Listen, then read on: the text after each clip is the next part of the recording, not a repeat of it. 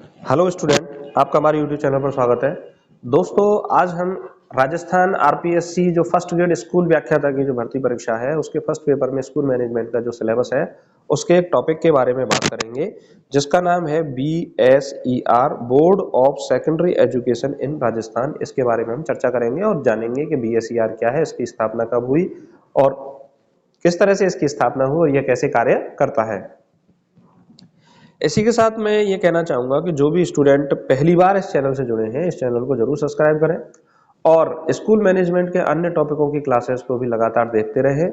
और आरपीएससी की तैयारी करने वाले जो भी स्टूडेंट हैं उनको सब्जेक्ट की क्लासेस भी हम अपलोड करते जा रहे हैं, सब्जेक्ट की क्लास भी डाल रहे हैं। फर्स्ट पेपर की तैयारी को निःशुल्क आपको उपलब्ध कराया जा रहा है, तो इस चैनल को जरूर सब्सक्राइब करें और इस क्लास को पूरा देखिए, तो फास्टली आप बहुत कम समय में अपने टॉपिक को क्या कर पाएंगे, पूरा कर पाएंगे। चलिए हम बात करते हैं BSER के बारे में। BSER की फुल फॉर्म है board of secondary education in Rajasthan. इसको बोलेंगे राजस्थान माध्यमिक शिक्षा बोर्ड और इसका जो वाक्य है वह है सिद्धि भरवती कर्मजा। इसका जो मूल वाक्य है, ध्येय वाक्य है, वह कौन सा है? सिद्धि भरवती कर्मजा। BSER के परिचय के बारे में बात करें तो भारत में माध्यमिक स्तर की शिक्षा की गुणवत्ता में सुधार करने हेतु डॉक्टर लक्ष्मण स्वामी मुदालियर की अध्यक्षता में 20 सितंबर 1992 को मुदालियर आयोग का गठन किया गया। मोस्ट इंपोर्टेंट है, ये क्वेश्चन पूछा भी जाता है, मुदालियर आयोग का गठन कब किया गया और क्यों किया गया। मुदालियर आयोग का गठन 23 सितंबर 1952 को माध्यमिक स्तर की शिक्षा में सुधार करने के लिए मुदालियर आयोग का गठन किया गया। इस आयोग का मुख्य उद्देश्य राज्य स्तर पर माध्यमिक शिक्षा की गुणवत्ता में सुधार करना रहा, इसीलिए इस आयोग को माध्यमिक शिक्षा आयोग के नाम से भी जाना जाता है। तो मां से बन जाता है मुदालियर आयोग और मां से ही बन जाता है माध्यमिक शिक्षा आयोग। इस आयोग ने देश के प्रत्येक राज्य में माध्यमिक स्तर की शिक्षा के लिए एक बोर्ड की स्थापना करने की सिफारिश की। यानी मुदालियर आयोग ने बताया कि प्रत्येक राज्य में माध्यमिक स्तर की शिक्षा के लिए बोर्ड होना चाहिए। तो इसी तरह से क्या है, CBSE बोर्ड है, ICSE बोर्ड है, यूपी बोर्ड है, राजस्थान बोर्ड है, MP बोर्ड है। तो इस तरह के बोर्ड का गठन किया गया। राजस्थान विधानसभा में माध्यमिक शिक्षा बोर्ड का प्रस्ताव 1 दिसंबर 1987 को पारित किया गया। राजस्थान माध्यमिक शिक्षा बोर्ड की स्थापना 4 दिसंबर 1957 को जयपुर में की गई। कहां पर की गई? 4 दिसंबर 1957 को जयपुर में की गई। राजस्थान माध्यमिक शिक्षा अधिनियम 1957 के तहत की गई इसकी स्थापना, जिसे P सत्यनारायण राव समिति की सिफारिश पर इसका मुख्यालय वर्ष 1961 में जयपुर से कहां स्थानांतरित कर दिया गया? अजमेर स्थानांतरित कर दिया गया। तो ये मोस्ट इंपोर्टेंट पॉइंट है कि किस समिति की सिफारिश पर राजस्थान माध्यमिक शिक्षा बोर्ड का जो मुख्यालय है वह जयपुर से स्थानांतरित करके अजमेर किया गया। P सत्यनारायण राव समिति की सिफारिश पर इसका मुख्यालय जयपुर से कहां कर दिया गया? अजमेर कर दिया गया। अब इसके गठन के बारे में बात करें तो इसका गठन 4 दिसंबर 1957 को इसका गठन किया गया। इसका जो हेड ऑफिस है वह अजमेर में है 1961 से, और इसने कार्य प्रारंभ किया अपना 1973 से इसने अपना कार्य प्रारंभ किया। और किसकी सिफारिश पर इसका गठन किया गया? मुदालियर आयोग की सिफारिश पर इसका गठन किया गया। अगर आपसे अधिनियम पूछा जाए तो अधिनियम है राजस्थान माध्यमिक शिक्षा बोर्ड अधिनियम 1957। इसका अध्यक्ष कौन होता है? इसके अध्यक्ष से क्वेश्चन पूछा जाता है। राजस्थान सरकार द्वारा मनोनीत व्यक्ति माध्यमिक शिक्षा बोर्ड का अध्यक्ष होता है। मोस्ट इंपोर्टेंट है, राजस्थान सरकार द्वारा मनोनीत व्यक्ति माध्यमिक शिक्षा बोर्ड का अध्यक्ष होता है। और अवधि, अध्यक्ष 3 वर्ष की अवधि तक क्या करता है? अपना पद धारण करता है। तो मोस्ट इंपोर्टेंट है, कितने समय तक ये अपनी पद धारण करेगा? 3 वर्ष की अवधि तक। माध्यमिक शिक्षा बोर्ड के प्रावधान क्या है? यह एक असंवैधानिक आयोग है। मोस्ट इंपोर्टेंट है, असंवैधानिक, यानी संविधान में माध्यमिक शिक्षा बोर्ड के बारे में कोई बात नहीं कही गई है, लेकिन यह एक वैधानिक आयोग है, कानून के तहत ही इसका गठन किया जाता है।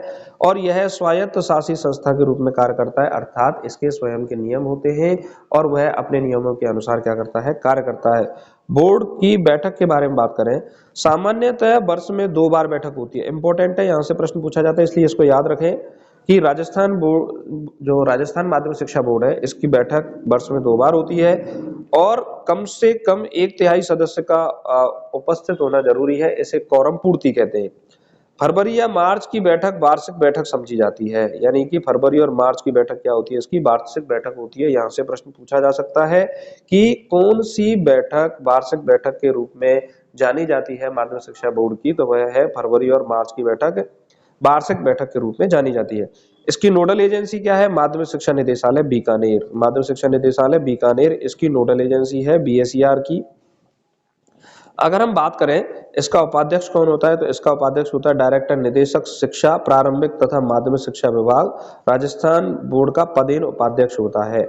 और बीएसईआर के कार्य क्या होते हैं, देखिए बीएसईआर के जो कार्य है, अगर हम माध्यमिक शिक्षा बोर्ड राजस्थान के कार्य के बारे में बात करें तो 10वीं और 12वीं की बोर्ड परीक्षाओं का आयोजन करवाना, आरटीई एक्ट 2009 के नियमानुसार शिक्षा मंत्रालय के तत्वाधान में आरटेट रीट परीक्षाओं का आयोजन करवाना, और ये कौन से रूल के तहत है, रूल नंबर 23 के तहत रीट परीक्षा का आयोजित किया जाता है।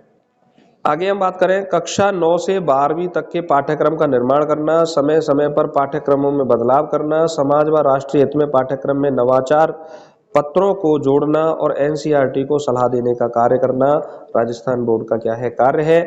विज्ञान प्रतिभा खोज का परीक्षा का आयोजन करवाना, इसका आयोजक होता है बीएसईआर और प्रायोजक होता है विज्ञान एवं प्रौद्योगिकी विभाग राजस्थान सरकार, इसका क्या होता है, प्रायोजक होता है। अब यदि हम बात करें विज्ञान प्रतिभा खोज परीक्षा के बारे में, ये 2 स्तर पर होती है। केंद्र स्तर पर राष्ट्रीय प्रतिभा खोज परीक्षा कहा जाता है और राज्य स्तर पर राज्य विज्ञान प्रतिभा खोज परीक्षा इसको कहा जाता है। केंद्र स्तर पर यदि हम पात्रता की बात करें तो विद्यार्थी कक्षा 10 में अध्ययनरत हो और उसके कक्षा 9वीं में 55% अंक से वह क्या हो, उत्तीर्ण हो। इसमें विद्यार्थी कक्षा 10 में अध्ययनरत हो तथा कक्षा 9 में 50% अंक से उत्तीर्ण हो। तो यहाँ पर एक अंतर आ जाता है कि केंद्र के लिए जो पात्रता है वह 9वीं क्लास में 55% होनी चाहिए और राज्य के लिए पात्रता है 9वीं क्लास में 50% अंक से वह उत्तीर्ण होना चाहिए। अगर हम पुरस्कार की बात करें तो 500 रुपये प्रति छात्र पुरस्कार दिए जाते हैं और 234 छात्रों का क्या किया जाता है, चयन किया जाता है। और राज्य विज्ञान प्रतिभा खोज परीक्षा में 20 छात्रों का चयन किया जाता है। छात्रवृत्ति फर्स्ट जो छात्रवृत्ति होती है वो 4000 रुपये और सेकंड जो छात्रवृत्ति होती है वो 2000 रुपये। तो 2000 रुपये 19 छात्रों को दी जाती है, पहले छात्रों को कितनी दी जाती है, 4000 रुपये। अगले कार्य के बारे में बात करें तो भाषण प्रदर्शनियों तथा शैक्षणिक प्रदर्शनियों, विचार गोष्ठियों और परिसंवादों का आयोजन करना, उनकी व्यवस्था करना। स्कूलों को मान्यता देने का कार्य भी बीएसईआर करता है और बोर्ड कक्षा 9 से 12वीं की पुस्तकों के प्रकाशन के साथ साथ त्रैमासिक बोर्ड जनरल पत्रिका, त्रैमासिक मोस्ट इंपोर्टेंट है, पूछी गई है ये परीक्षाओं में कई बार, का प्रकाशन भी करता है। तो जनरल पत्रिका का, त्रैमासिक जनरल पत्रिका का भी क्या कर सकता है, ये करता है, प्रकाशन करता है। राज्य में एकल द्विपुत्री पुरस्कार योजना का क्रियान्वयन करता है और इसका प्रारंभ हुआ 2012 से। विद्यार्थियों व शिक्षकों हेतु सृजनात्मक प्रतियोगिताओं का आयोजन करवाना बीएसईआर का कार्य है। विद्यार्थी सेवा केंद्रों की स्थापना की गई है। वर्ष 2001 से विद्यार्थी सेवा केंद्रों की बीएसईआर के द्वारा स्थापना की गई है। बोर्ड कैरियर परामर्श भी करता है, कैरियर बच्चों के कैरियर की परामर्श की भी सुविधा प्रदान करता है और 4 प्रकार की पत्रिकाओं का प्रकाशन करता है। पहला है दिशा, दूसरा गार्गी, तीसरा प्राइम और चौथा है दृष्टि। दिशा यह व्यावसायिक, शैक्षिक व व्यावसायिक अध्ययन के बारे में मार्गदर्शन देने का कार्य करती है और गार्गी बालिका शिक्षा को प्रोत्साहन करने की योजना पर कार्य करती है। प्राइम निजी क्षेत्र में रोजगार के अवसर उपलब्ध कराने के लिए कार्य करती है और दृष्टि रोजगार अवसर मार्गदर्शिका है, जो रोजगार के अवसर किस तरह से उपलब्ध कराए जा सकते हैं इन सभी के बारे में क्या करती है, बात करती है। आगे हम बात करें बोर्ड द्वारा वर्ष 1992 को अनुचित साधनों की रोकथाम अधिनियम 1992 पारित किया गया, यानी नकल रोकने का जो अधिनियम है वह कब पारित किया गया, 1992 में। यह आपसे पूछा जा सकता है।